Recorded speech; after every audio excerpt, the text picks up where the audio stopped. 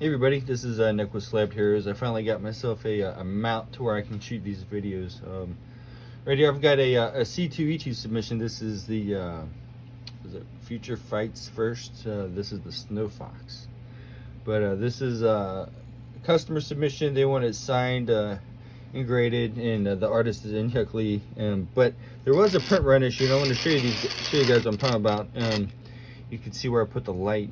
So the reason why this, other than what you can see right here is a spine tick, other than that, this is actually a pretty clean book. So what I'm going to try to do is see if I can lighten that spine tick up. There's no way I can get rid of it completely, but I want to lighten it to the point because sometimes when this is obviously, at least I know from looking at the print runs from around this time, this spine tick is very common for a lot of Marvel books. So when that happens, CGC doesn't ding you as hard. So if you got one with a little bit of a lighter spine tick versus this one would probably keep it from getting a 9.8. But if I can lighten that up and shorten it a little bit, then I'll feel more confident to getting it to grade out to a 9.8, especially when you're dealing with Signature Series, because once it's signed, then there's no resubmitting it. So no repress and resubmitting. So I'm going to make sure that I build my sandwich.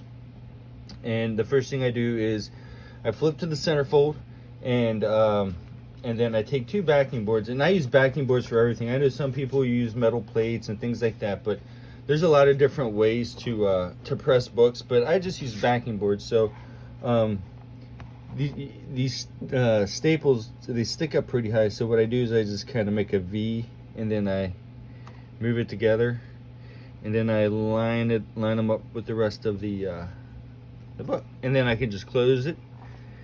But here's the thing with Marvel, all Marvel books, they have this digital coupon code, right? And we've all seen this, and I actually get this question a lot: how do you deal with it? Because if you don't deal with it, what you're going to do is when you press it, you're going to get a square right here, and that's not good either, because that could affect your grade as well. So what I normally do is I also sandwich that,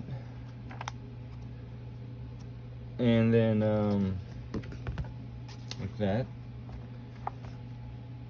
and then I'll tap it lightly just to make sure those boards are all the way in to the edge of the page. If you don't do that, then you can press a line that's, it'll be like going down here versus really close to where the spine's at, and that's not good either. So you want to make sure you do that. And then finally,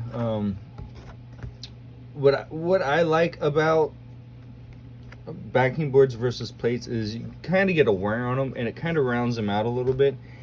And when I'm trying to work out a spine tick, I'm going to try to find one I have very particular. I try to find one that has kind of a curled edge to it. Let's see if I can find it. This one actually does.